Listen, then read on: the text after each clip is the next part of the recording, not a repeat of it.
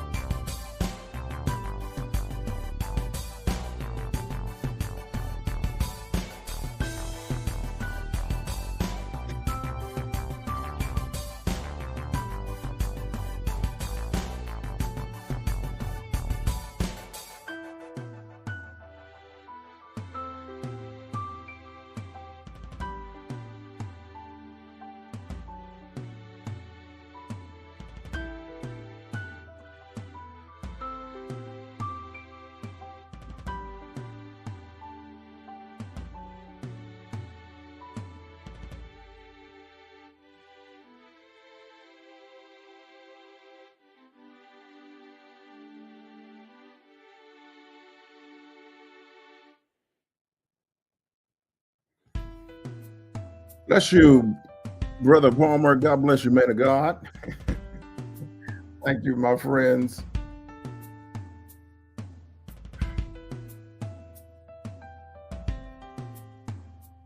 We're about to begin. Just a moment.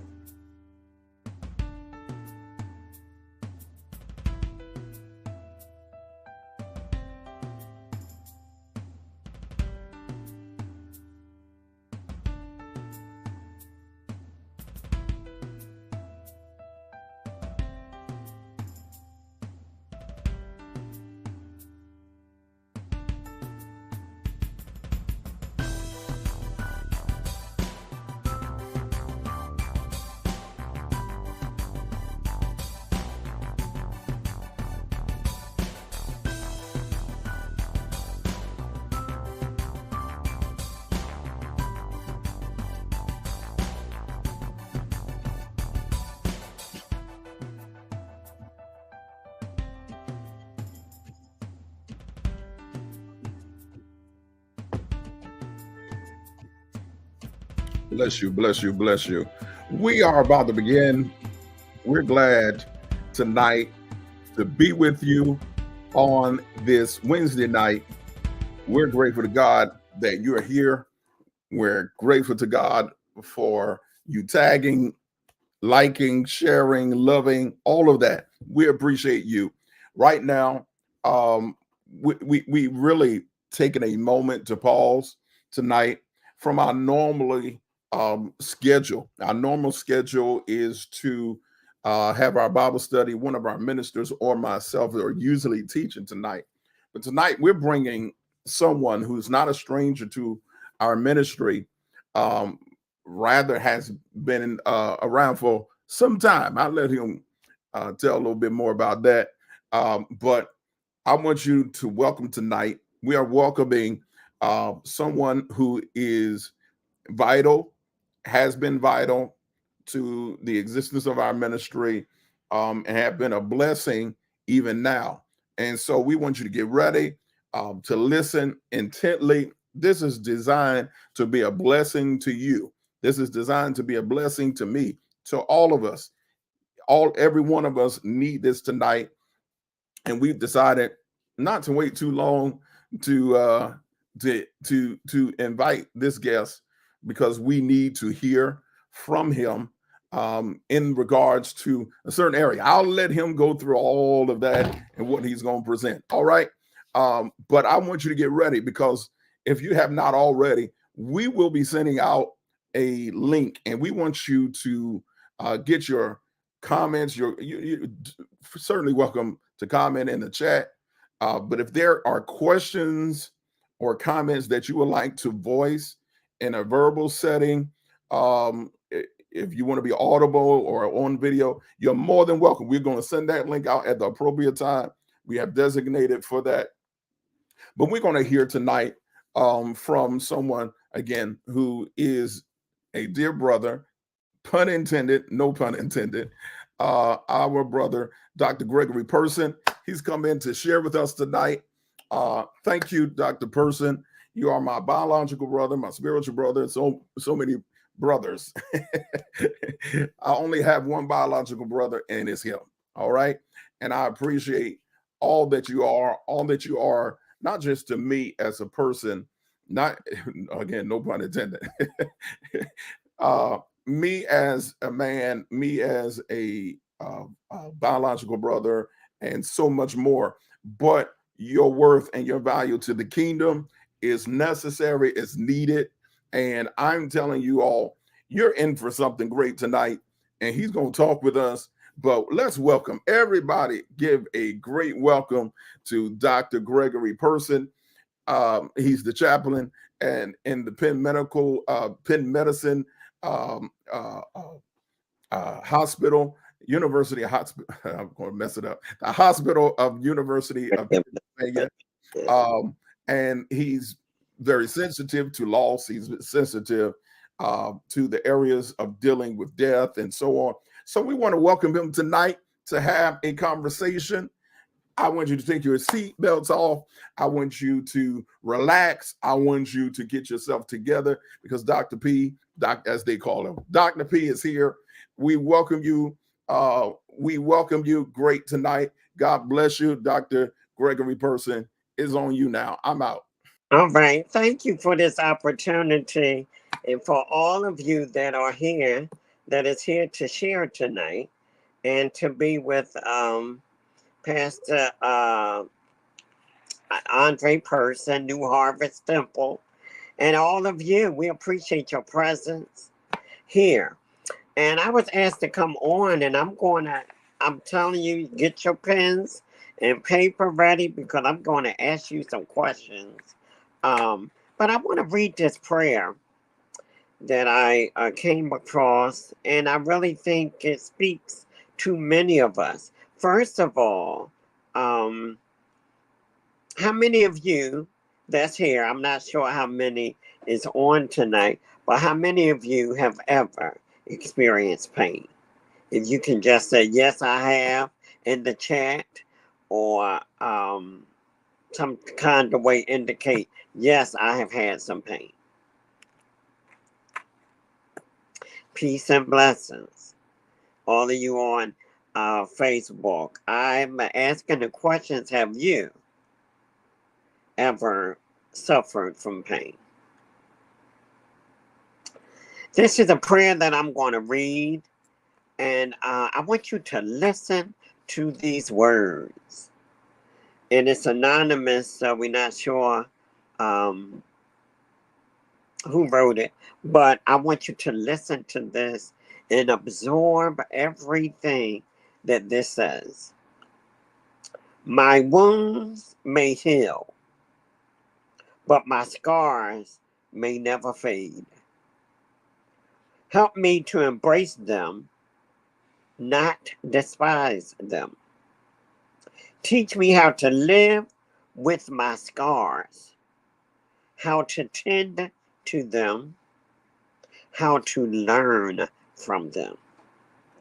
Remind me that I have the power to turn my curses into blessings, my shame into pride, my sadness into strength, and my pain into compassion.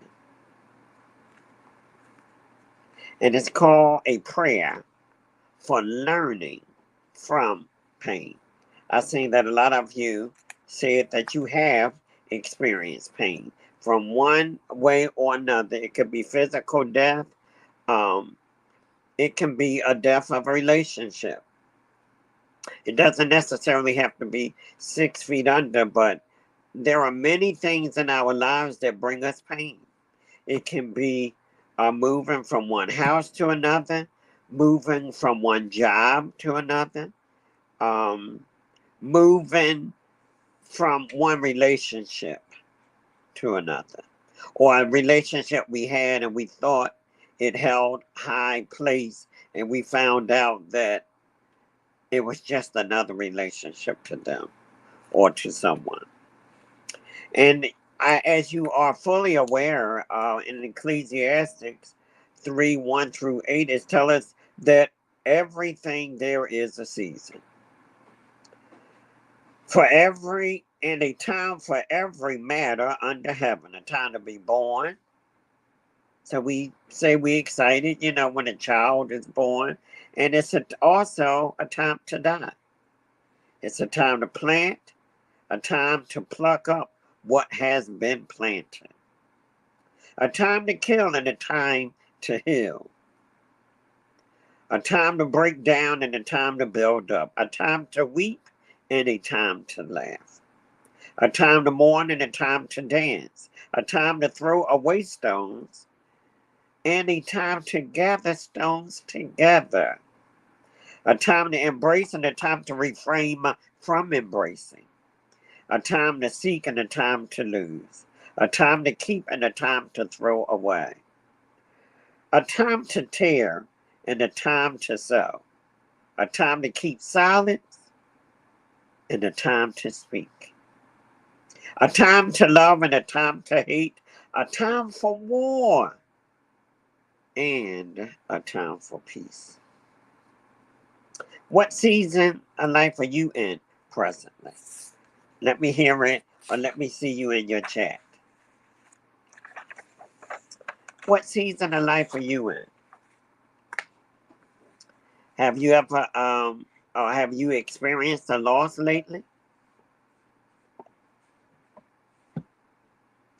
Has it affected you? Does it affect you?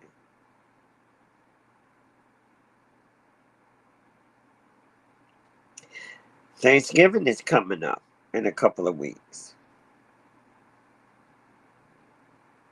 How are you dealing with that? Are you looking forward to having a good time being with family? Or are you dreading and saying, you know what, I really don't want to do this? You let me know. I'm going to wait a few minutes. I want you to put it in the chat and let me know.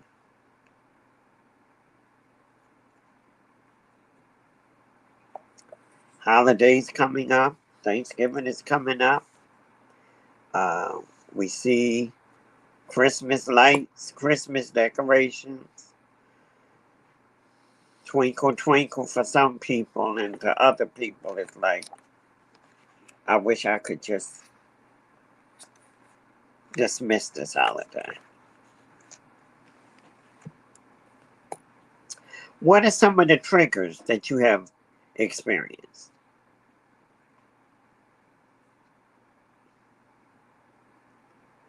In the last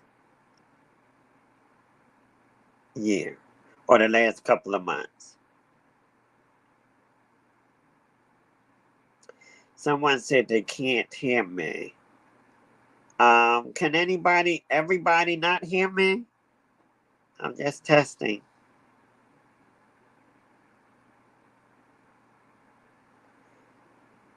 I know I did get some responses on the first question. Can you hear me? Everybody hear me okay? Thank you.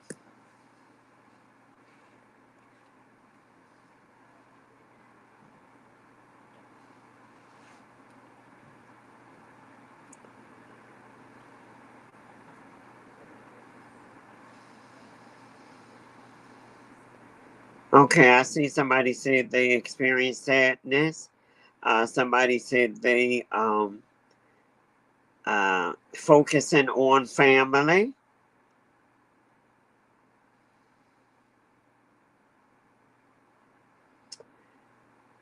Somebody's dealing with anger. Now, everyone that's on here, I see that you hear me. I'm not sure what the brother, one person can't hear me. So maybe that's worked out by now. What does the holiday, I'm asking you a question. What does the holiday, or has it triggered anything for you? Numbness, okay.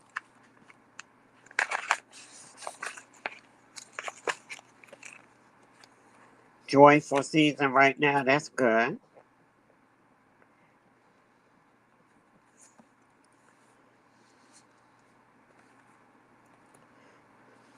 One thing I have learned in this journey, let me just share a little bit, those of you that don't know me.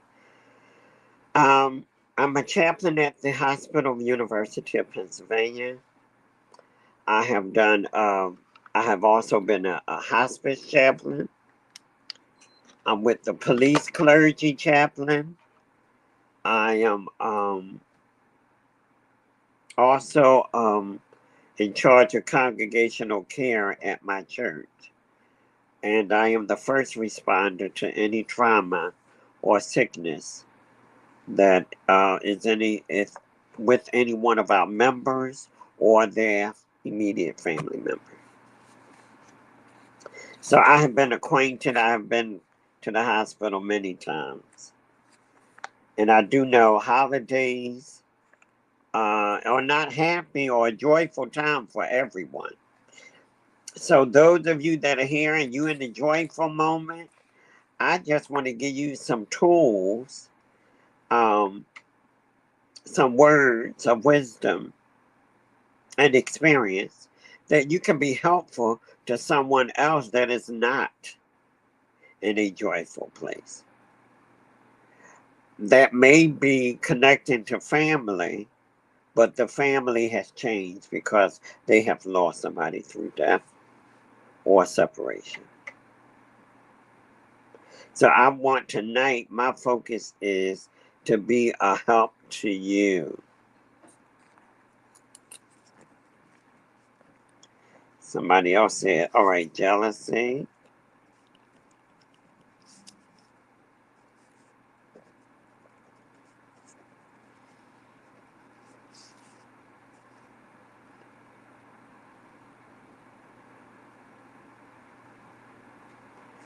Yes, sadness, hurt, numbness, mixed emotions, depending on the time of the year.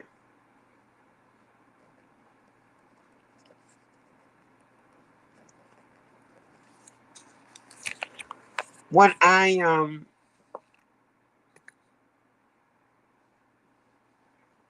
emotions can be mixed with so many transitions, lost and while trying to smile through it all. Well, at times, let me tell you one good thing about being in relationships. Well, that's just like with my technology. It's good when it works, and when it's not working, it's very devastating. It can mess up your whole day, your whole conversation, like everything. Because when it's working, it's good. When it's not, and when you lose someone you love, whether it's through death or relationship, it can be hard. And sometimes when we feel numbness or different things, it's because we really never addressed our feelings. How do you feel? And being okay is not necessarily a feeling. Are you happy? Are you sad? Are you angry? Are you bitter? That alone tells us, well, that's how you define feelings. Not just because you had a good meal today. Oh, I felt fine. Okay, that's fine. But how do you feel? We have to become aware of our feelings and acknowledge them. And I know some of our culture or people we just don't like to acknowledge. It can be tears. It can be depression, anger, guilt, loneliness, all the natural parts of grief.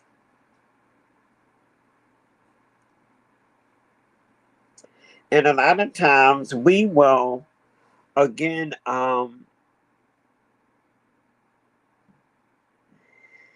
because of what we lose or what we have been through, some people call it shut down, or either we kind of guard it, like we have a fence around us, an invisible fence. Like, I don't want to be in a relationship. I don't want to because I experienced loss in that area.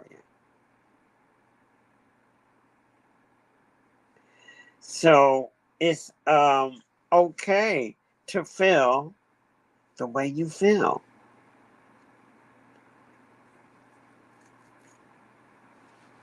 Somebody just put up there and said, natural. Feelings are a natural part of life. And they can return over and over. Sometimes you get away from it and you feel like, oh, you know what? I don't need to talk about that. I lost my loved one years ago and I came through. It's been fine last year. And this is my third year that I'm coming up to the same time. And I'm fine because I got it under control. Well, let me tell you, those that has been longer, sometimes 3, 4, 5 years can hit you right in your face and you say, oh my gosh, what happened? I didn't know this was like this. I thought I was better. I thought I had it under control. Well, I came to tell you, you don't have to have it under control. But once you acknowledge how you feel, then you can deal with it and move forward. But as long as you don't acknowledge, you just tiptoe through the tulips. I often say, we tiptoe around it, but we don't want to deal with it. To me, the definition of being strong is embracing your emotions, not avoiding them. We don't like to acknowledge, but again, being strong is embracing your emotions, not avoiding them. So now, how can I want to give you some points. In fact, before I do that, all right, let me just throw some questions out here to get some response from you. Um, Holidays and special days can be challenging. If you have a piece of paper or just want to write it in the chat, you are welcome. Um, your birthday. How did you feel during your birthday this year? And what was different from last year?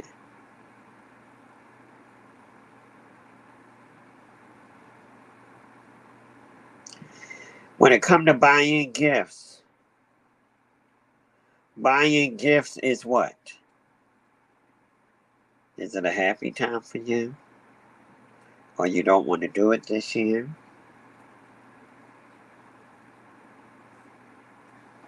On the holidays, you're looking for somebody, you normally be with your family, but you have lost someone and you don't want to be with the family this year because it seems like everybody else is moving forward and you still grieving over one that you lost.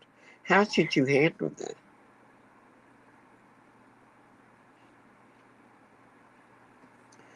What you can do during times of the holidays is buy your loved one a gift. and give it to somebody.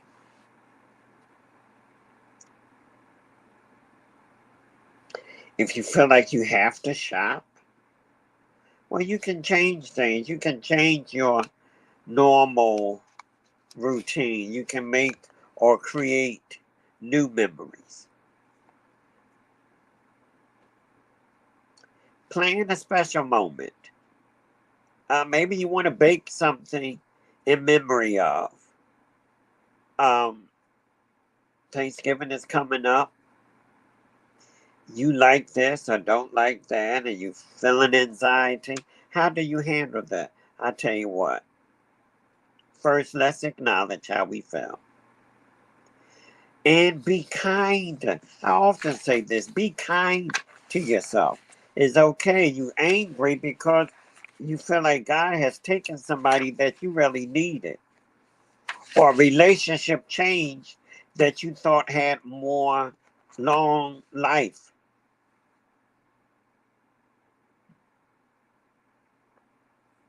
So many people have died. Are you just appreciating those that are still here? Be gentle with yourself. Grief, separation hurts. And I am in the process of doing some writing. And one thing I said, I have hope and I hurt. Can y'all write that in the chat? I have hope, but I hurt.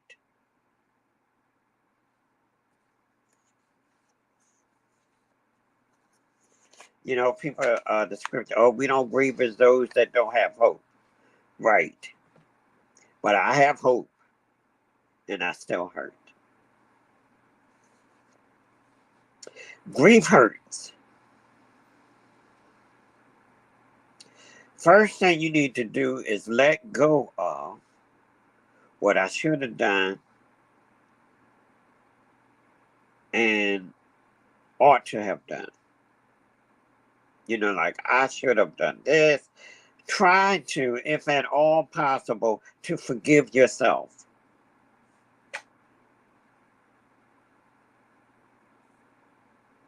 Forgive yourself. Let go of the guilt you may experience.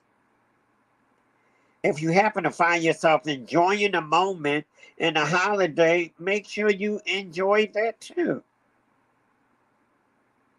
It's okay. Don't feel guilty because you're laughing and having a good time.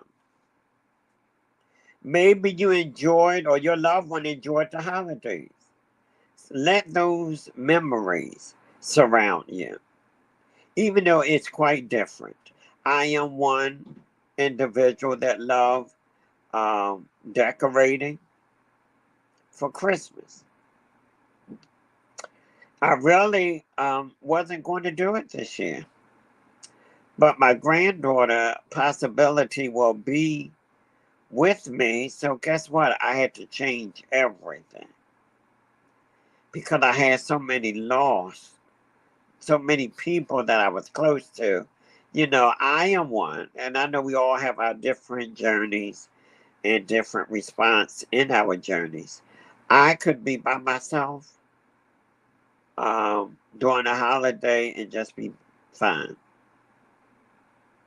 Just process it, remembering those that not here. It can be challenging. It can be challenging.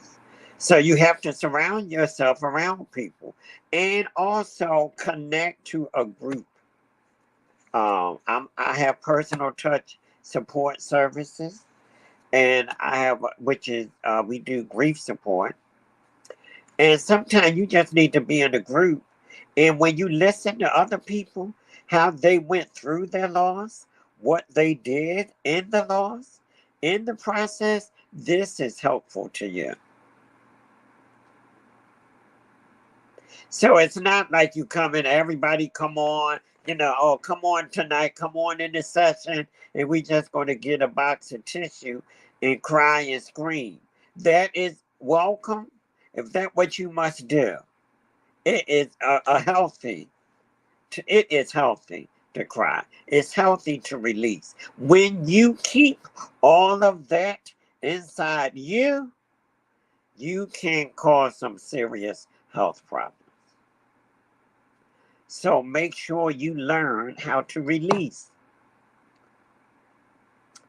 And I often say this, he said, oh, this is that we want to be happy. And, when we lose somebody, celebration of life. And I always ask the question, not publicly, but privately. So what are you celebrating while I live then? I want you to celebrate my life now, today, while we can be together, fuss together, laugh together. This is when I want you to celebrate my life, not when I'm gone in the front and you make all these remarks and I can't hear anything you said. This is the time. So as you go through the holidays, learn how to love again. Learn how to love again. And don't look at yourself as being weak because you have tears falling down your face. There are different types of tears. When you release your tears, you are releasing toxins from your body. As you go and get ready to come up to the holiday, make a list of everything you have to do. And do you really enjoy doing it? Is it something you enjoy? Do others expect you to be a certain way?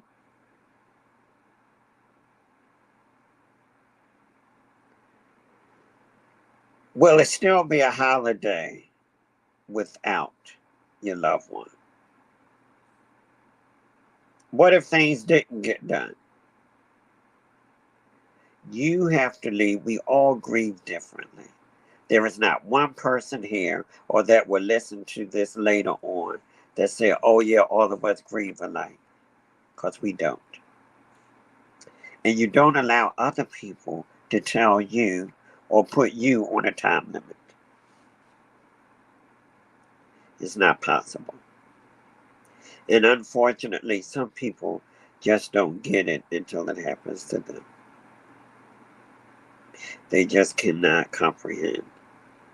They make statements like, oh, you still over that? You should have been over that by now. That happened years ago. And guess what? Weeping may endure for a night and joy cometh in the morning. Well, our night season is more than 8 to 12 hours. Just let me put that on record. Your night season of grief, your season of weeping may last more than 8 hours. May last more than 12 hours. So while you are in whatever season you're in, if you're in that place, reach out to somebody, talk to someone that will listen and not tell you, oh, you shouldn't feel like that. Because a lot of times in life, there will be something that triggers us. It could be a smell. We could be walking in the market, purchasing our outrageous food prices presently. And you just say, oh my God, so-and-so, and you have to stop.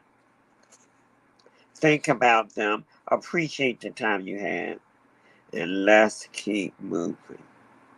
And sometimes movement is only one step at a time. You don't have to leap tall buildings.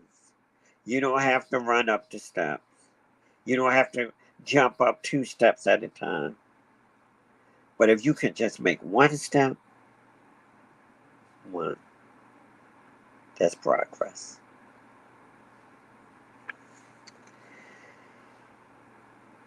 Take responsibility for yourself. We cannot wait. We all have to take responsibility. We cannot wait for somebody else to bring us joy. We cannot wait. Sister Nixon said, I had someone to tell me stop grieving, and I felt so hurt. Well, you know, a lot of times people think they're being helpful, and their statements are being hurtful.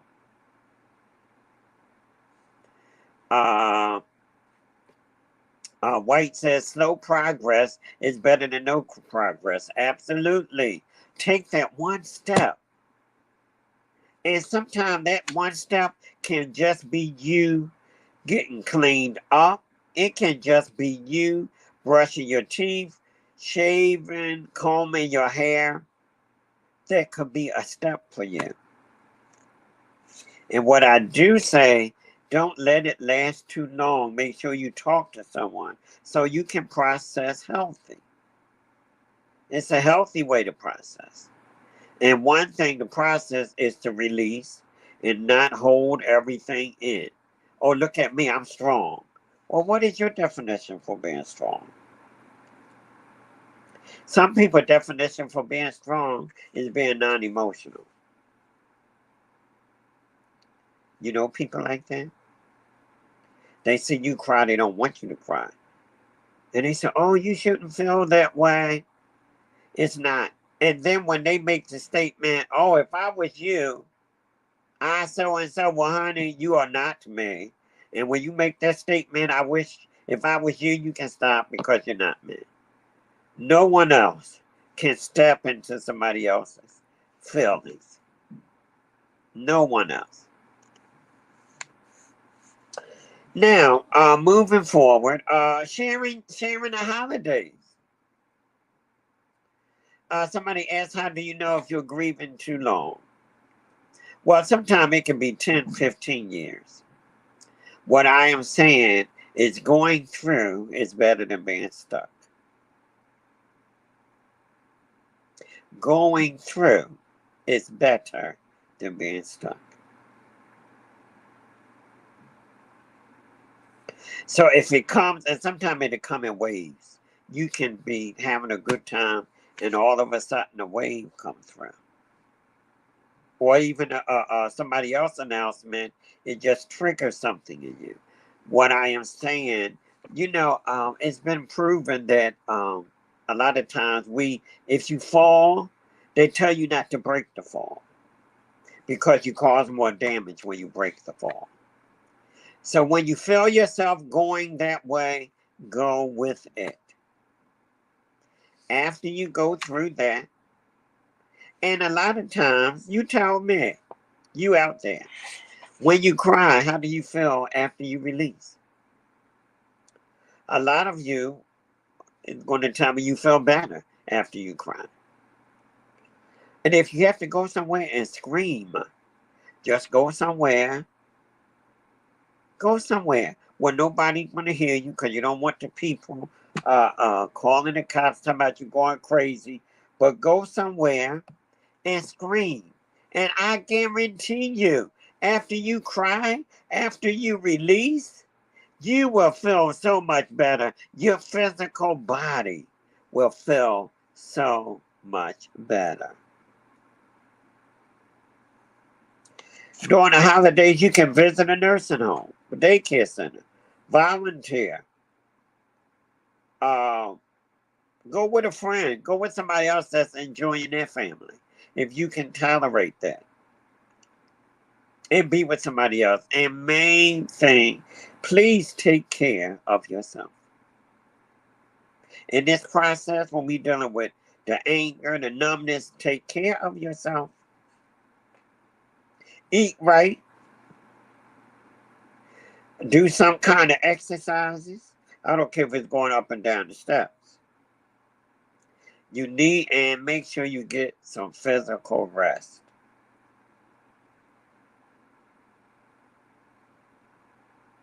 Get some physical rest.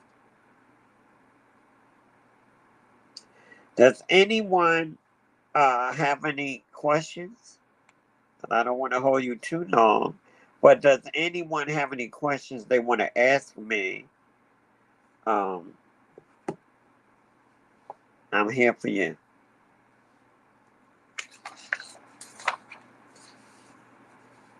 I'm your guest. I'm here to help you. This is not a point for you just to hear me talk. I'm just bringing some practical points. If you have any questions, comments, or concerns, this is your time to put it in the chat, and then we will go from there.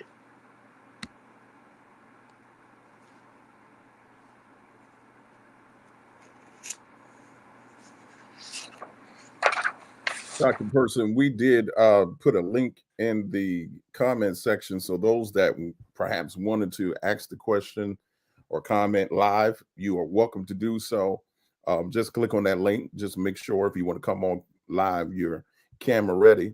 If you want to stay with just audio, that's fine as well. We're opening the floor and welcoming your comments, and your questions.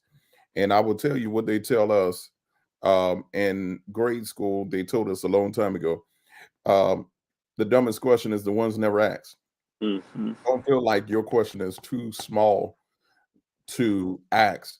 There might be somebody that needs to hear your question or have a comment.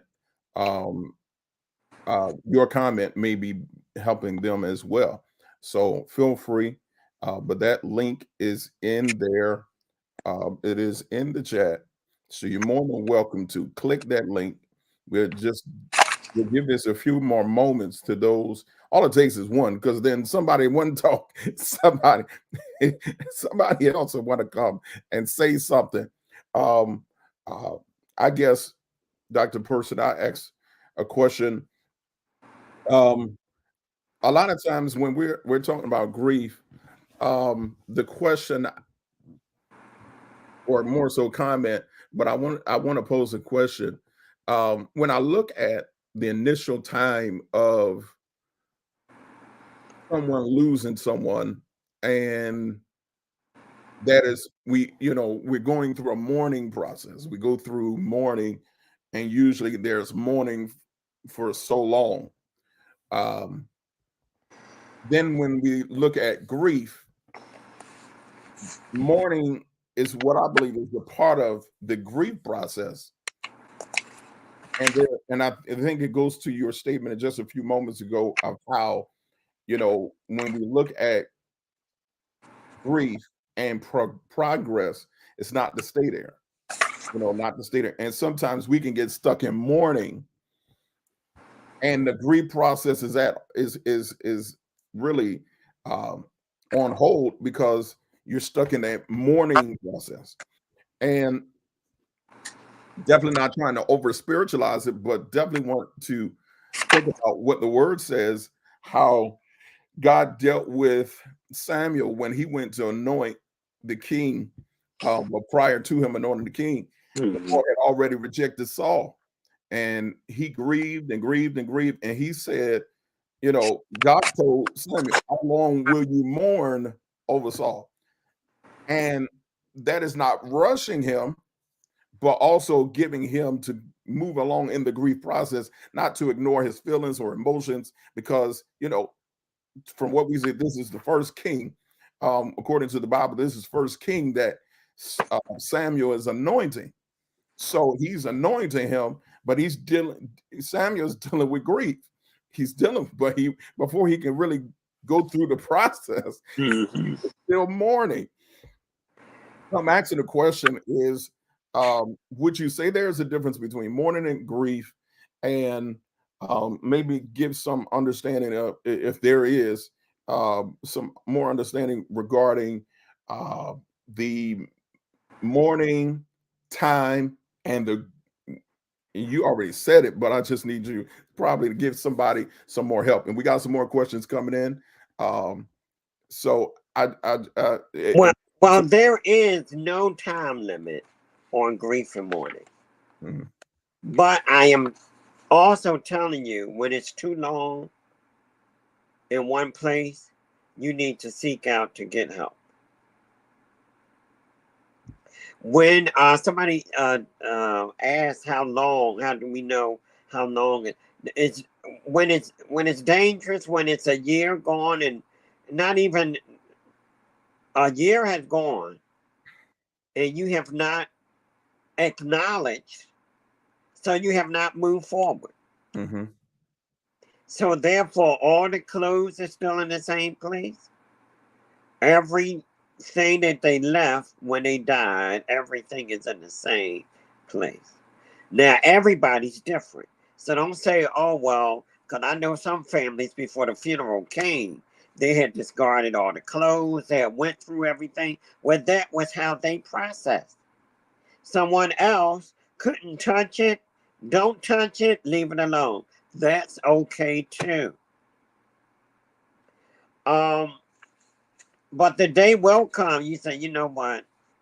Let me move on.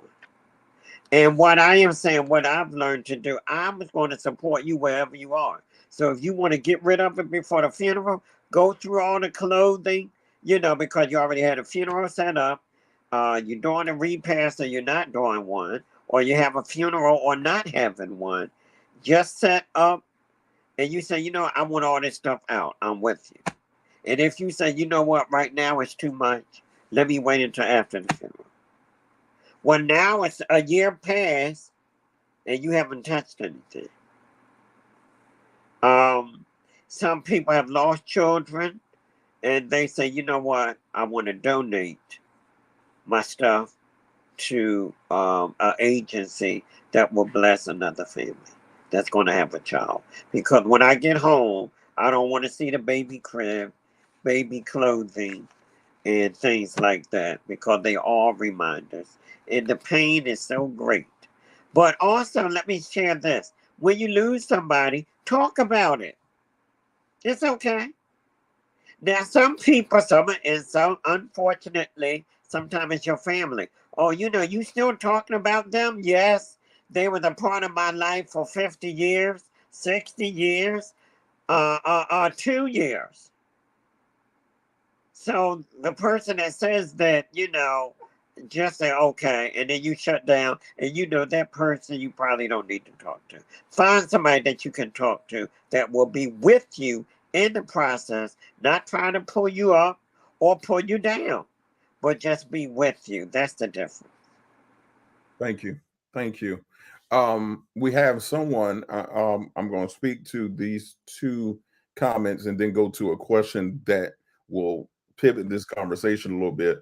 Um, Sister Sean, Betty Lansdowne said, I needed to hear all of this so bad. My family and I just buried my cousin this past Friday. He was tragically killed 2 weeks ago. And I'm so angry. I'm angry with everything and everyone. And I can't seem to stop crying. Well, this just happened. It's going to take time. And it's okay to be angry. Just don't cause anyone or yourself any harm. That's And good. sometimes you need to talk to somebody. You need to talk to somebody. And you can contact me and leave a message. I have some good people. I have a therapist on my team. I have a grief counselor on my team. I do grief support and we can give you direction. There is Grief Share. If you call me, there are other places out here called Grief Share. That's all over the city, all different neighborhoods, and you can go there and they help you through the grief process. Yes, you would be mad, and it's okay. But now remember now, you have your family, you have your friends, maybe you have children, you have parents, loved ones. So you just hate that any of this happened. That's okay. But just be kind. I'm going to say it again, be kind to yourself. Don't go through the guilt. Oh, if I would have went there, if I did this wouldn't have happened. The worst abuse is self-abuse. So just be careful and take care of yourself. And you can look on Facebook, YouTube. You'll find Personal Touch Support Services. And I have an announcement I'm going to make later on. Well, I'll make it now. On the 15th, I'm doing a Zoom grief support. And the flyer will be posted once this is over. So you can look on Pastor Person site. New Harvest hopefully will post it for me. But also go to Personal Touch support services, and a flyer will be posted. Because this time of year, um, it's really more.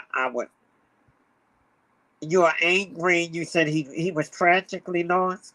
Did you say that? Okay. 2 weeks ago. Okay. And Sister Sean, we're definitely praying with you and for you. Thank you. You know, And I'm you sorry to hear that about you. indeed, indeed.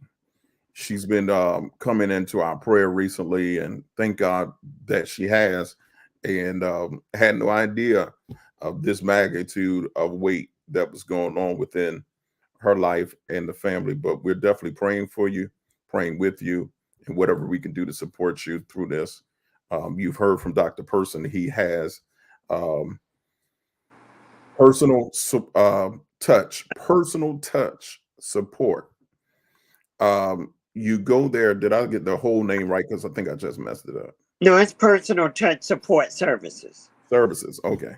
I missed the services part. But you can look him up.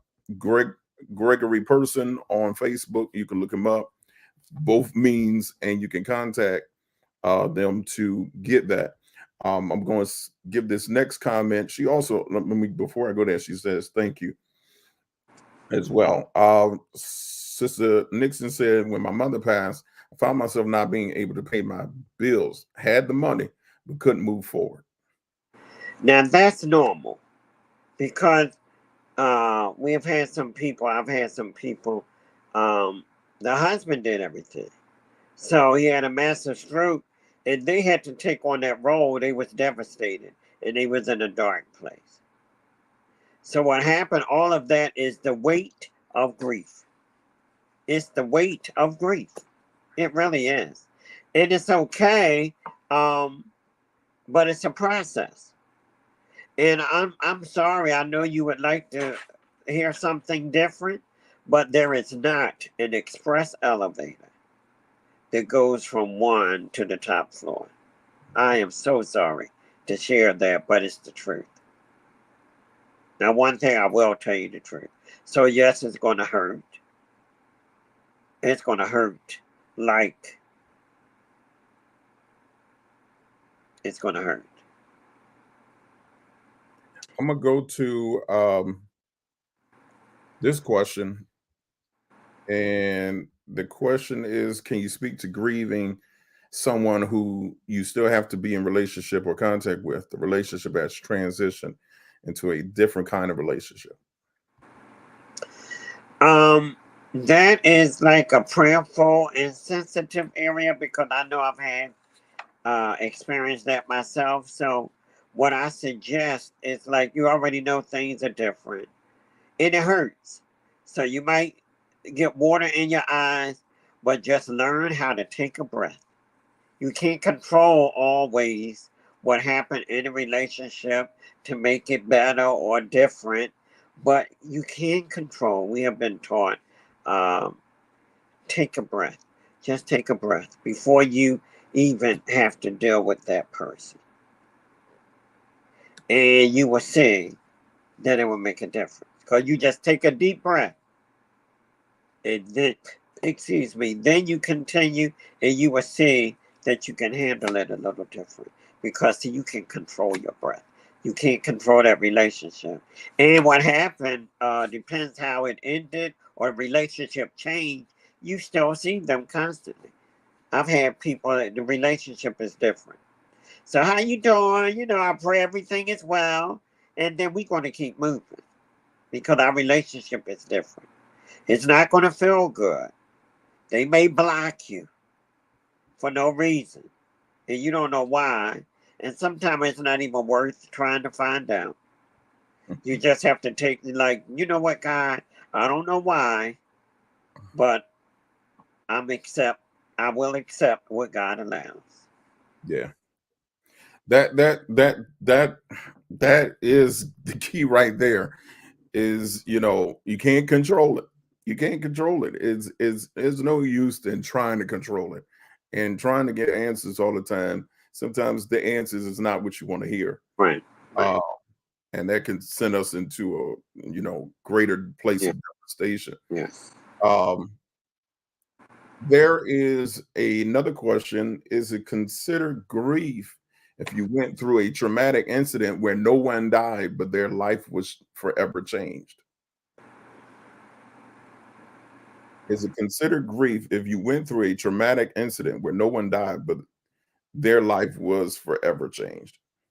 Yes, because grief and death is more than just physical death. I have had some very um, intimate, very deep relationships with people, and then boom, one day it's like it's over. So it's grief.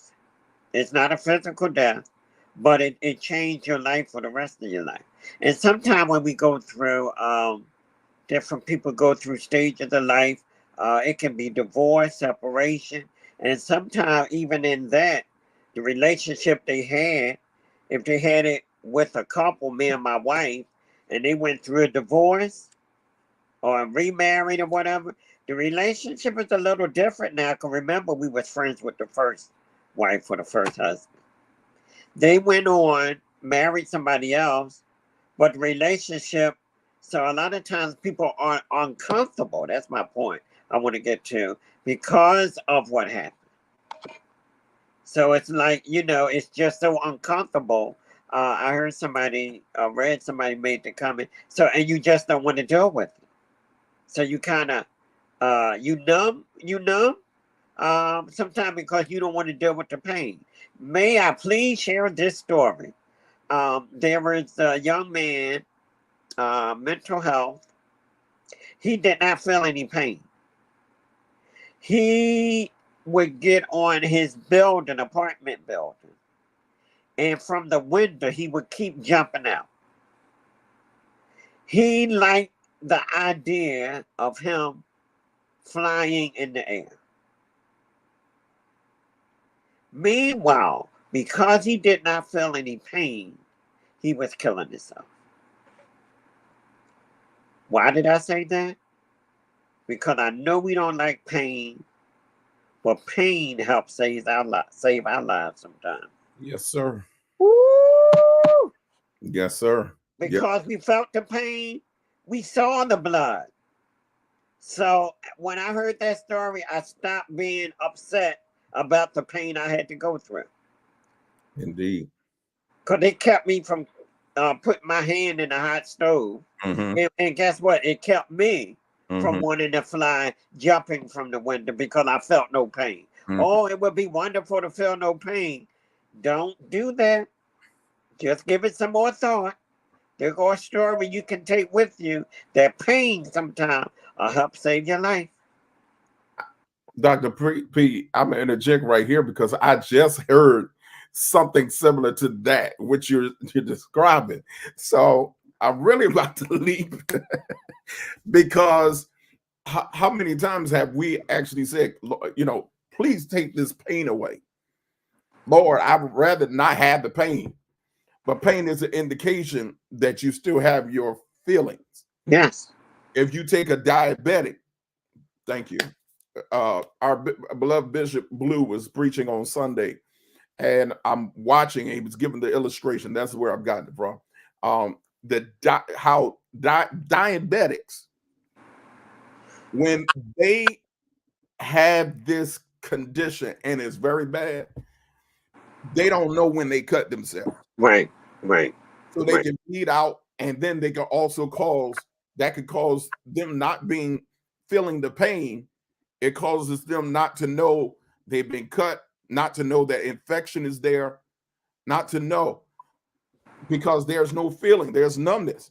But to somebody that can feel, to somebody that don't have diabetes maybe that bad or is in great health, that pain is a reminder you've been cut. So you can treat it, you can tend to it. But if you get to the place of numbness, how can you treat something you don't feel? So sometimes that's our quick response. Lord, just take this pain away. Lord, help me to learn how to cope. Yes. What I'm feeling. That cut didn't feel good. That burn didn't feel good. What I'm feeling doesn't feel good. Help me to cope. Yes. Help me to cope. because I believe when we learn how to go through these moments, we learn how to help ourselves, how to be kind to ourselves, how to be gentle to ourselves, and then knowing how to be empathetic, be kind to someone else. Mm-hmm. Um, I'm going to jump to this other question because I think we can keep talking about that. All right. Sister Sandra Tyson says, I lost my mom 5 months ago, and it still seems like it happened yesterday. Sometimes I feel like giving up. Um, her question is, what should I do? What should I do? I'm not sure if you are religious or not. Have any religion connection. Um, I want you to hold on to hope. It's hard. It's painful. But hold on. So you get around people that will be a strength to you. People that you trust that's going to help you while you are in this place. Some people, when they lose your mother, you can never get another one. That's not everybody's story, but seemingly it's your story. When you lose your father, well, remember the rest of your family needs you. And death is something that we hate. It is, I don't care if you saved, unsaved, a believer or not. We hate it. It changes our lives. It changes our lives. But just connect to someone. And let me share. Nobody's going to take your mother's place. Like you may have some friends and loved ones that will be like, you know, but one thing, God will take them to. This is when we need to stand on the promises of God. And you go to St. Jude. Now, I'm not sure if they have grief support there. I know I met the pastor before, but just reach out to Personal Touch Support Services.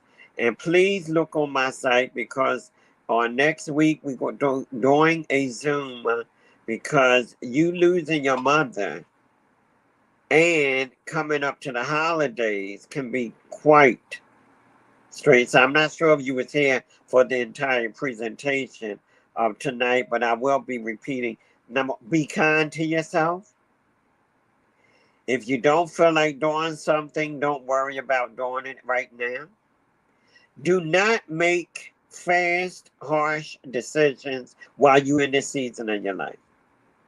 So, selling the house or making investments, now it's not the time to do anything. Just keep everything going for right now until you are in a better place. That's what I suggest that you do. And make sure you take care of yourself. The substance abuse is not the answer. But if you need medical help, if you can't sleep, if it's steady, it's so much more that goes into, if she was sick, if she died suddenly, it's so much more. One thing that somebody said um, that they wish they would have known, and that is no matter how much you plan for death, you can never be fully prepared. So even when you know someone is dying, anticipatory grief, you know they're dying. You're looking at them. But when it happens, it's still different. And I don't care if you lost your mother, father, sister, brother. Each death is different. Indeed. Somebody said something about relationships. It flashed up, but Yeah, they were saying about relationships when we were talking about how the dynamics of relationships change. No one necessarily died, but the relationship has changed. You have to still be in those moments where you still have to be in contact with that person, how to deal with that. They were and responding. And then somebody, McKnight was saying it's dangerous. Numb, yes, being numb is dangerous because sometimes you don't care because you don't feel. So allow yourself room for recovery so you can feel again. Now that's good. That's good. Allow yourself. A lot of us need to take that, even if you Yeah. ain't. Allow yourself room to recover. So you can feel again. Give yourself permission to recover. Allow room for recovery. That's good. God knows is good. I'm a jump because McKnight did ask a question in the midst of this. Mm-hmm. I believe you answered this early on, but I'm gonna still post it, and then we have another few questions that I still see. Okay. She said, "How long is too long to grieve? 10 years." I'm gonna go to the second part of her statement. My father passed 10 years ago, and I still panic when that day comes. Is it normal to be in this place so long? Yes, it's not abnormal. But what happened, what you should do is when you feel that anxiety, do something in honor of him to keep his memory alive. So you can turn that. I'm not sure. Let me read this prayer again. Some may have came in late, but let me, if I may, do this again. It's called a prayer for learning from pain. It says, "My wounds may heal, but my scars may never fade. Help me to help me to embrace them, not despise them. Teach me how to live with my scars, how to tend to them, how to learn from them. Remind me that I have the power to turn my curses into blessings, my shame into pride, my sadness into strength, and my pain into compassion." That says a whole lot right Yeah. there. Yes, indeed. Yes, indeed. Yes, indeed. So you have to allow yourself time to recover so you can feel again. Because when you and you say, "Oh, I don't want to be hurt again," it's a part of life. It's a learning experience, but it is a part of life. I have been hurt many times, and I said, "Oh, I'll never do that again. I'll never get close to anyone again." But what I found, let me get my personal um, conviction. What I found is the person I had became being numb and not wanting to get close to anybody. It was stifling my personality. It was stifling me. So I was suffocating because I wasn't being myself. Woo! I was suffocating because I would not allow myself to love anybody else. I wouldn't allow myself. A friend of mine died. We were like brothers. My brother is much younger. We were close in age. We hung out together. When he died, I said, "I would never do this again. I'm never going to get close to anybody again because God's going to take them." And you better be careful because you'll find yourself not being fully who you are because you scared if I get close to them, now God's going to take them too. Yeah. Yeah. So therefore, I'm not going to get close to them. I have a friend of mine, I won't call his name, that we close. He lives in the same area my friend that died lived in.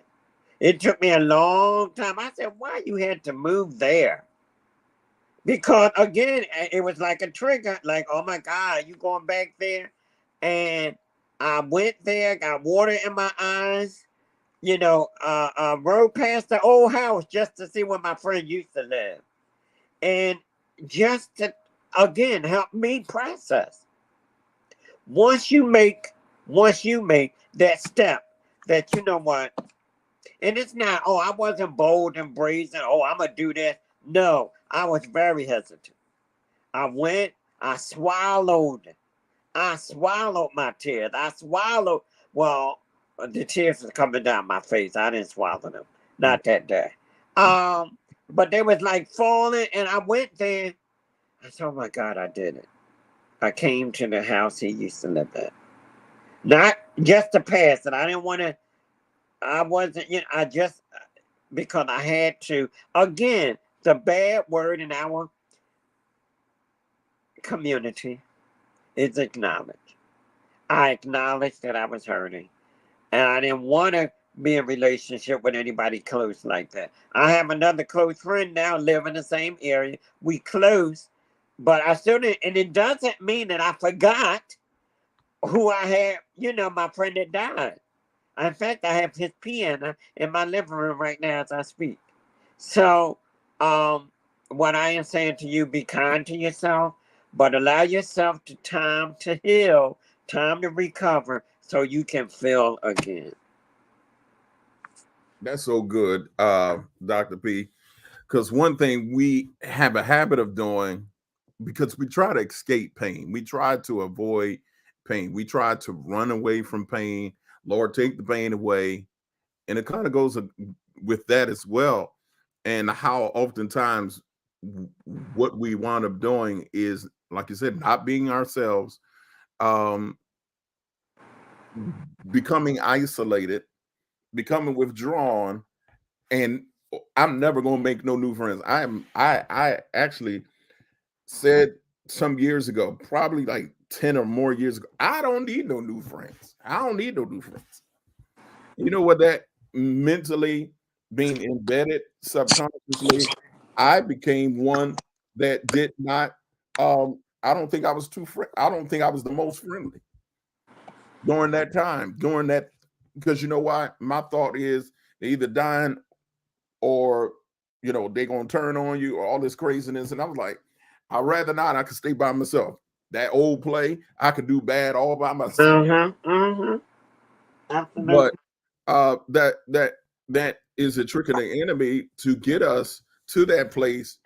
And then we want to get upset and say, well, God, nobody want to be around me. Well, you did say you didn't want no new friends. You did say I'm not going to love again. I know all of that. So that's beneficial. I'm gonna go to the next question. It is Aspiring Minister Diani, our sister, said, what's the difference between grief and trauma? What's the difference between grief and trauma? Well, I'm gonna tell you, trauma, working in trauma bay, for many years, at the hospital. We also say that there was trauma before they came to trauma bay in their life. They had something going on. Grief is how you feel after you lost a loved one. In trauma, you don't have to. You can have a devastating event that happened in your life, and it brings trauma.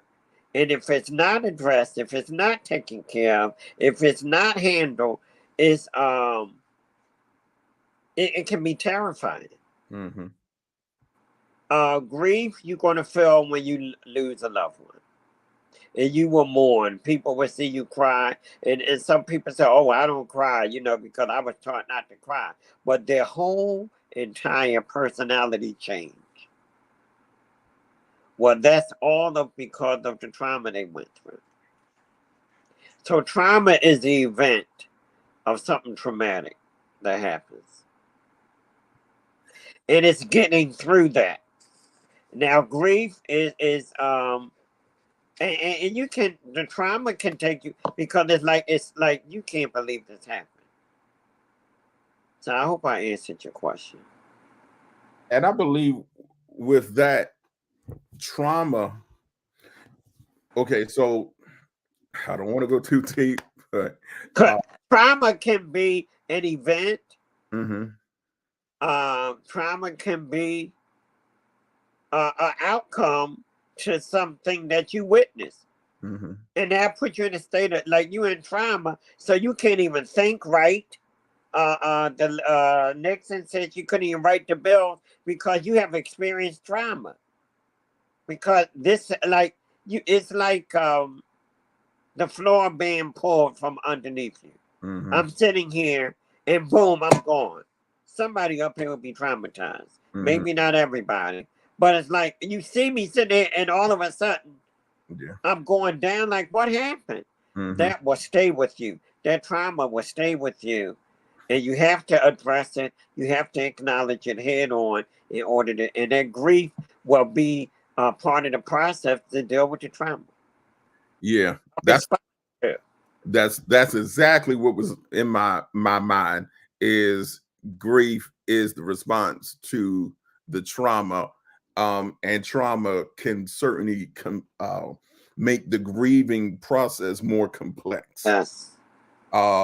If you have someone that has been sick for so long, and have lived a extended life, where they've lived, let's just say 120, and the grief is different. It doesn't minimize the grief, but the grief is different than someone being sick and then 5 days they're Yeah. passed. Oh, absolutely. Or as our sister Sean Beatty Lansdowne has shared, the loss of her cousin 2 weeks ago. Tragedy, that's trauma.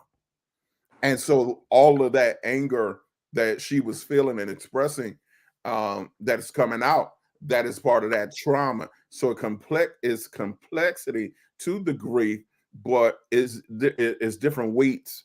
It's not, I won't say one is less and one is greater than the other, because everybody deals with grief differently, and no grief is too small and no grief is too big. So, all right. I want to go to this comment. Minister Lane said, recovery and rest. For me personally, I think you were talking about how to rest. For me personally, while I am recovering, I'm also resting. Early in my grief process, my body reacted to grief. It mimicked sickness. I acknowledge, and now I'm aware and going through the process. And that is yes. That is very important. Sister McKnight said, I definitely try to avoid pain. I isolate quick. I don't really engage in conversation. Emotionally just done. I've become an island. Pain is overwhelming. Well, gratefully tonight you're getting coping strategies and how to respond to the grief. So, Evangelist Brickhouse, God bless you. Thank you for joining us. We do have another question. What are your thoughts of the comment, we all have to go someday? Is that considered insensitive or interpreted as not being compassionate?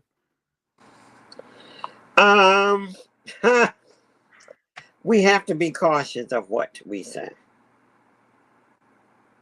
Yeah, we all have to go someday, but it don't have to be today. It is inconsiderate. So don't say that to somebody. And a lot of times, people make those statements because they're uncomfortable themselves. They're uncomfortable, and they don't want to. Again, I'm sorry. It is what it is.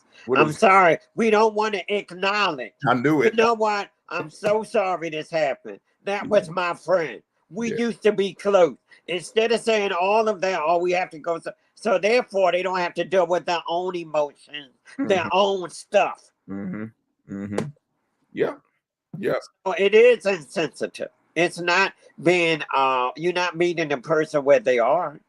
Because you saying, so it's like, So when it's your child that dies, let me see you take this. We all have to go sometime. When it's your mother, when it's your father, when it's your spouse. So, we all have to go sometime. That's not showing compassion. And it's not being showing any care either. We all have to go. Yeah, everybody. Yeah, all my people, as far as I know, are Christian. My brother, my sister, my mother, father. So they all going to die. I'm gonna be happy because they're in the presence of the Lord. They're in a better place. Well, perhaps that better place is here with me. So don't tell me I'm being selfish because I want somebody that I love to be here with me. Indeed, indeed, we hear it, we see it, and then you got some people that respond to this, and and say to people that have lived a great, going back to that age factor, a great length of days or years, um, and say, well, they lived a good life. Let me stop because I'm getting upset. So what? I, They lived a good life. First of all, you don't know if it was good life unless you right, were that close. right. They might have drama themselves. Uh, We had I have to be careful. yes, sir. We had a person that died in a car accident Mm, in the congregation I was connected to. Someone made the statement, well, at least they didn't have to suffer. They died in a car accident. They was not 50 years old. Who was that statement for is my question.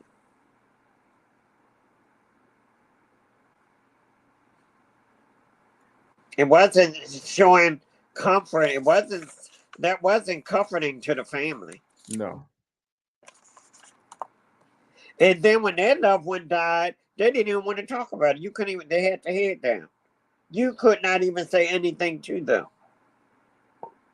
wow. And their person that died in their life was much older. But they didn't want to talk about it. But now here goes somebody you tell, oh well, at least they didn't suffer. Mm, mm, mm, mm. It's not your place. It's not your place. It's not my place. Mm-mm. It's not my place to say, oh well, at least they didn't suffer. That's not your call. Nope, That's not your call. nope. And I also I did a workshop not too long ago and I was sharing with the church in Baltimore. You can't even say if you lose your mother, your father, you say, oh well, you lose your mother, you lost the best thing you could have. That may be your story. It may not be mine. Right. Maybe my mother didn't raise me. Maybe somebody else raised me. So when you make that statement, now you put me, the child, in a place that make me feel like, oh my God. So now you still pouring alcohol on my wound because now you making me feel like I should have had this and I didn't have that. So I don't know what you mean. You lost your mother. You lost the best thing you could have had. No, that's when you make it personal. Say Mm, when I lost my mother, I lost the best. But don't put everybody else in the same because it's not the same. mhm. Somebody's mother didn't raise them. So why are you making that statement? And I've heard somebody make that statement, a preacher, a seasoned preacher, make that statement at a funeral, and I'm sitting on the organ, and I hear the daughter say, "That's not my case." So who are you comforting? Yeah. Just be careful. We must be careful. We must be sensitive. We must be compassionate when dealing with others. And again, as it was forestated, we have to be careful that we do when it's we how would we want to be treated? How would we want to hear those words? Are they beneficial? To that point about you know uh, they're older or they lived a good life. I sometimes think people say that for their own selves. I'm not Like gonna tell you what it it is. wasn't for the family, it wasn't for the friends they were grieving. That was for them to escape what the reality is, and that is pain is present, and I can't take the pain away. Right, right. Some of us have in our system that we want to try to heal the pain and make people feel better. But there are times when I don't care what happens, what you say, what you do, the pain is still there when you get done talking. So But yeah. And I'm at the funeral crying. Be cautious when you tell me, oh, God gonna wipe away all tears. So what are you saying? I should not be crying? Right. What are you saying? Yeah. What are you saying? That's my question. What are you saying? Or, don't feel that way. Why you feel rubbing my back? It's going to be all right. Well. We have two incomes here. Now my wife died. We have one income. Guess what?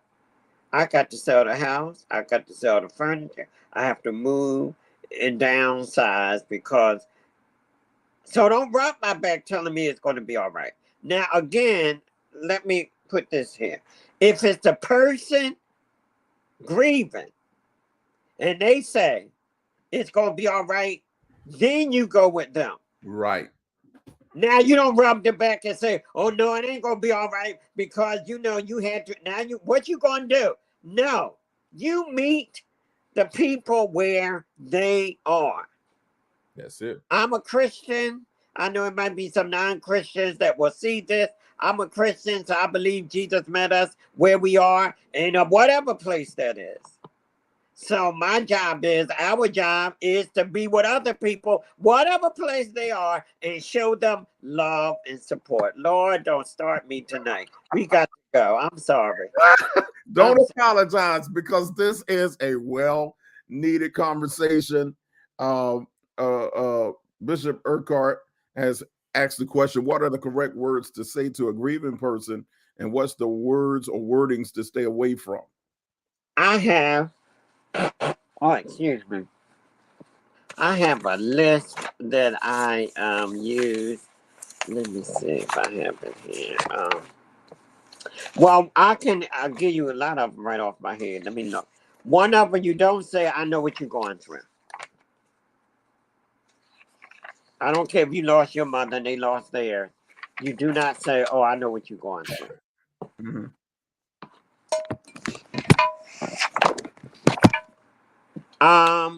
Also,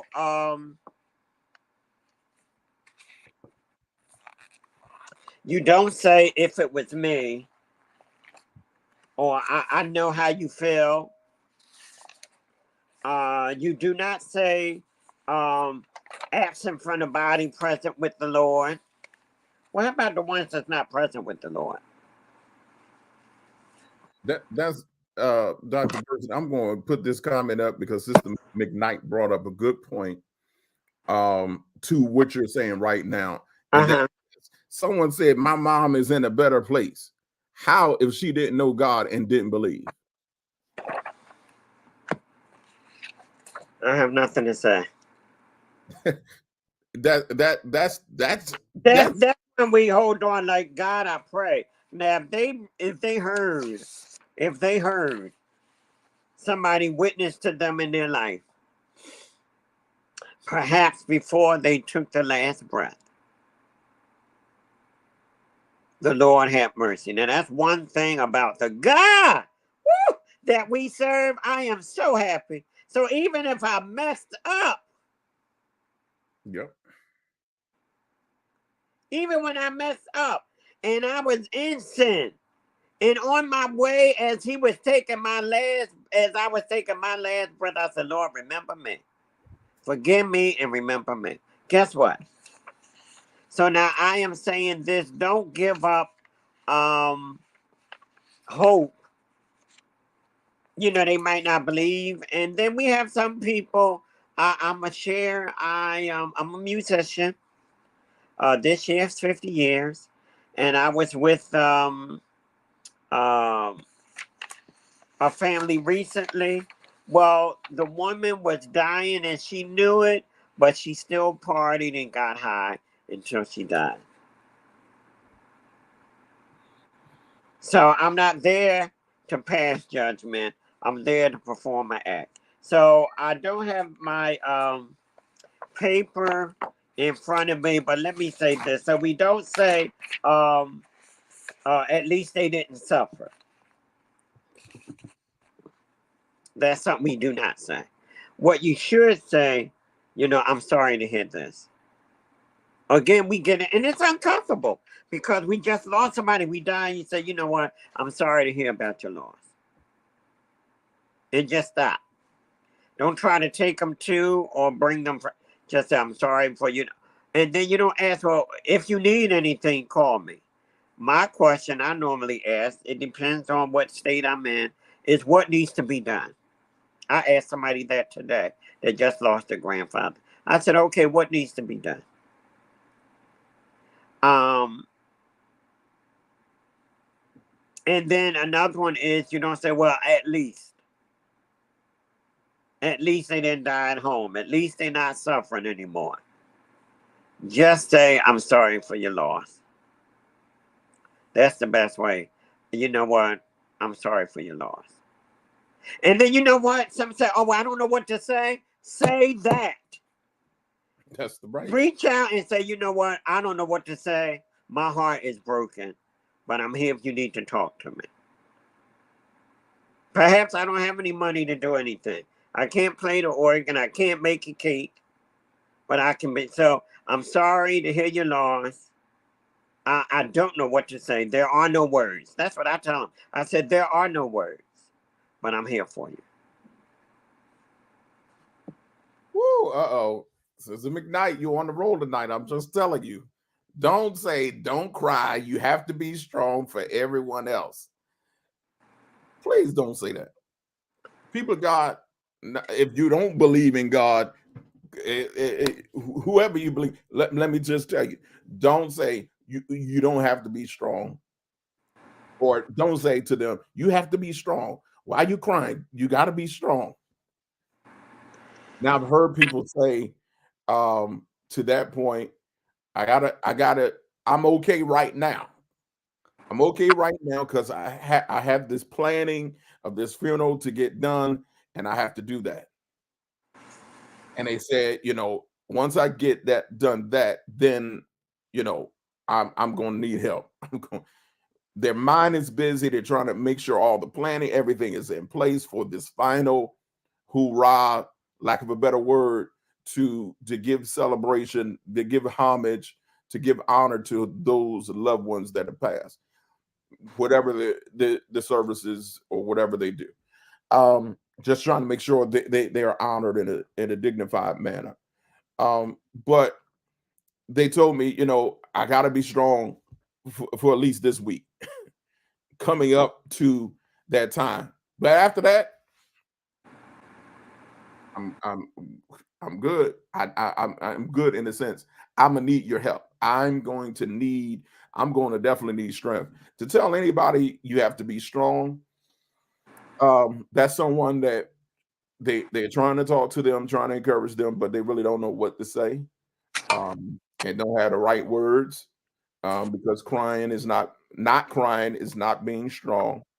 Strength is through tears.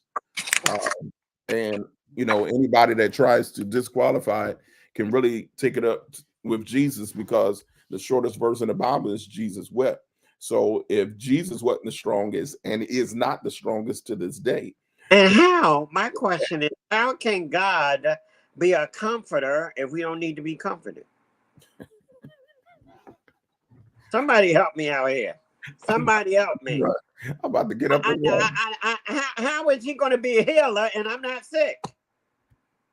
Oh, I'm not going to believe the report of the doctors. You better believe, some of y'all better listen to what the doctor's telling you. So now how is God going to be a healer? We're not sick, remember? He can't be a healer. So we will never know him as a healer. We'll never know him as a comforter because we're not sick and we don't need to be comforted. Your loving wife just said, do not say he was young or she was young. You get through, be strong. They lived a long time. Just squeeze their hand or shoulder and walk away. Just tell them, if you're going to say anything, I'm here for you. I'm sorry for your loss. I'll support you. Whatever. What can I do? And not, some of us even use that as a scapegoat. Some of us mean no harm, but some people just use it as a scapegoat. Whatever you need, just let me know. No, go to them and ask them what needs to be done. What needs to be done? I asked a friend of mine, she's planning her grandfather's funeral. I didn't know he died. I just seen it on Facebook. And I said, I said, okay. I said, what needs to be done? So she started talking all this stuff. She said, well, I don't know if I need a cake or do I need you to preach or do I need you to play the organ? So I said, look, don't start. You're going to repass, I can, So she said, well, I need you to play the organ. And she's well known. She could get many organists in the city of Philadelphia. But she asked me, and I'm assuming because I asked her what needs to be done. Mm-hmm. And I said, oh, well, give me a call. Please let me put this out here. When people are planning for funerals and stuff, you call the people. The people have so many guests coming, so many things to do. They don't know, oh, I didn't hear from them. They don't have time. And their mind is not even in the place to call you to let you know we having a dewdrop service next week. They're not even there. They're not in that place. So maybe you should go over to the house and see if you can pick up the phone for them. See if you can cook for them. And we still dealing, we still have all kinds of diseases and sickness where you can say, look, you have a list you want me to call. What do you need me to do? Or what needs to be done? Not what you need me to do. Let me know. No, what needs to be done? Let me just read this. Don't forget. Oh, I'm sorry. I hope I answered Urquhart. Some of his, I have a list, but I don't have it all in front of me. Mm-hmm. So I did pull out a few. Don't forget, this holiday, I will cut myself some slack. I'm grieving. I will embrace the reality that there will be tears. This holiday, I will not get wrapped up in what other people expect of me. I will not look for small moments. On this holiday, I will look for small moments of peace and comfort. I will reach out to appreciate those who support me. I will take space from those who do not support me. I will remember that traditions can flow and flex. I will take a break if I need one, and I will seek comfort in memories. I will remain open to joy even when it feels impossible. Well, I think we're going to end on that note. Tonight it has been a great night, a plethora of information. The dialogue, the engagement has been needed. I'm going to end with these last three comments that came in. Don't say your family member doesn't look like themselves at the funeral. I would hope you would never say these words. Sometimes you even have to be careful of saying they look like themselves because you don't know what that family might think of what that person looks like. So you best just keep that to yourself or to somebody in your company, but not to the family members because that could be taken the wrong way. In fact, I won't say who, but my brother, my sister, my family, some of them are on, but we've gone to family members' funeral and we really had to look twice to make sure who was in there because they didn't look like themselves. Sometimes they look worse. Sometimes they look better. Sometimes they look better. They sure did. So,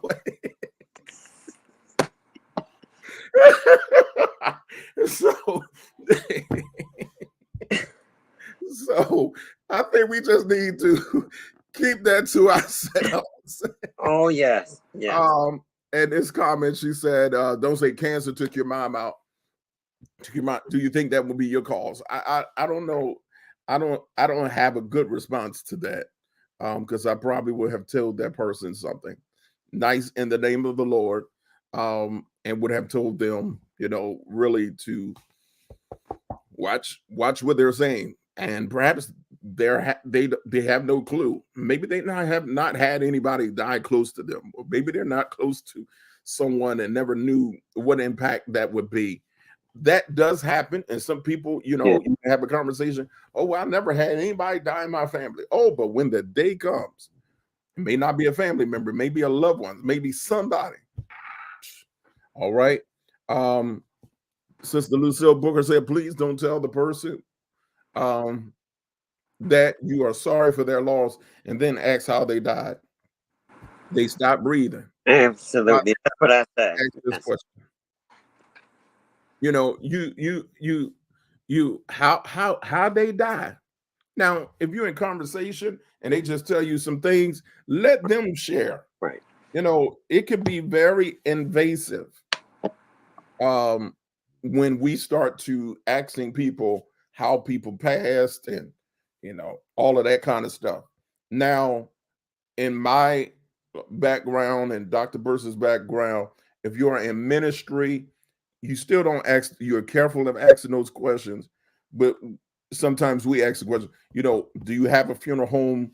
Do you need assistance? Because we know several across the city, in this area, sometimes in other states, sometimes um, down the East Coast. So, sometimes you can help with that. But some of these questions, you ask them, how they died or what happened. They died. Some people have text me, we found out somebody's died suddenly. I don't know what to tell you. And if I did, they died. What happened? They died. All right. So so we thank God for all of you tonight, for tuning in. It's been a blessing. We ask you to continue to share. Oh, you're most welcome. All of you are most Yeah. welcome. I'm Uh, glad we were able to help. and that's right. HIPAA. There's HIPAA law that you can't discuss this stuff as well. So you got to be careful of that. Um, you got to be careful sharing details. And let me interject here. Even when a person has deceased, Mhm. it's not for us to sit at the table and have a repass revealing party. Right. Right. We're going to sit here and discuss, oh, well, they probably had this, and their mother died with it. None of that is important. None of that Indeed. is important. Indeed. Well, Dr. Person, we thank you. This was well worth it. This is a topic, purposely, we did not name the subject tonight of what we will be talking about. There's a reason behind that. Is that first point that Dr. Person brought up tonight, and that's acknowledgement. Many of us have a hard time hearing about it, talking about it, let's having a conversation about it, whether it be death, whether it be a loss of relationship, loss of income, uh, some change, some dramatic change. Grief is not always tied to death. Grief can be tied to trauma, as we heard tonight. Grief can be tied to sickness. Grief can be tied to a number of things. You could be going through a separation, divorce, all of those kind of things. You could be going through grief, knowing what the culture is around us. I want to tell you tonight, we have now gotten some very uh, practical um, application tonight. Let us apply it. I would encourage you not just to share and tag others, but to come back to this live to make reference points. Dr. Person with personal uh, touch support services will be having a lesson next week, not a lesson, but a workshop next week, next Wednesday. And he's going to post it, and it will have the Zoom information. And again, this will help. Many of us will jump and shout, especially those of the charismatic, Pentecostal, apostolic background, and other denominations as well. You can Baptist, you name it. We can very much get emotional in a praise and a funeral celebration of life. We can get into a praise and it's quoted, and we will quote it, but that's not the end all to be all. That to be absent from the body is present with the Lord. We are thanking God that if they knew Christ, they're with him. But the fact that they're not here, we still have to deal with that. And that's a pain we have to cope. Absolutely. We have to not ignore that. We have to acknowledge it. So I thank you for those that came in, did not have a clue of what we were going to talk about tonight, but you stayed, you went out, you came back, you asked questions, you engaged, you gave illustrations of what had happened to you. We thank you tonight. Support personal touch support services by going to that page, liking the page so you can stay up on what's going on. There will be a postcard, a flyer posted that will give the details for next week's workshop. But this is so timely, and so many losses through the pandemic, before the pandemic, since the pandemic, and so on. We all are dealing with some transitions at some point, and how we respond, how we cope, could determine the length of time we're in the mourning process and how long we might grieve forever. There's no expiration on grief. As I stated earlier, Samuel was one that was mourning over Saul, and the Lord told him, "How long will you mourn over Saul?" Meaning, all right, it's time to move from that mourning process and continue through the grief process. So I want to encourage you, embrace your emotions, acknowledge them, embrace them, and enjoy. Don't feel guilty. I'm just covering a couple points. Don't feel guilty for having a good day. Don't feel bad for having a bad day. Enjoy your time. Enjoy your family, and whatever you can do to honor them.